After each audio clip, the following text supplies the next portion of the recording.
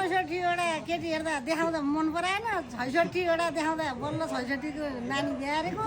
छोरालाई अहिलेसम्म पालेको छु एक दिन फोनमा मैले अरा कुरो नभन्दाखेरि मन नपढेको अनि हेर्नु मैले माथितिर फाल्थेँ मोबाइल फुटाल्दिएँ हजुर अनि अहिले म त्यो उहाँले चाहिँ नि आफ्नो बाबुले चाहिँ नि नपढेको भनेर भन्नुभएको छ अनि चलाएको पनि फालिदिनु भएको छ फेरि फाल्न त फालिदिनु भयो फोन नि फुट्यो फेरि फाइनली किन्न आउनु भएको छ होइन उहाँ चाहिँ रामबजारबाट आउनुभएको रहेछ हो अब यो फोन पनि मन पर्ने हो कि नि थाहा छैन मन पर्ने यही मन पर्दै हुँदो भन्ने भयो भयो होइन भनेपछि चाहिँ हजुरको बाबुले 365वटा केटी हेर्नुभयो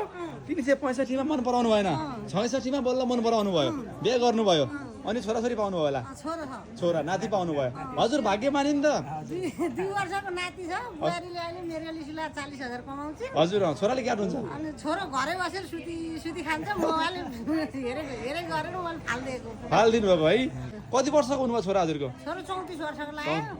बुहारी 26 के अरे बुहारी 18 वर्षको बिहा गरेको बिहारी 3 वर्ष हो के अरे त्यतिखेर मोबाइल फुटाल्दाको रिस चाहिँ म ठ्याक्कै ग्रेड भन्दा माथि पुग्न है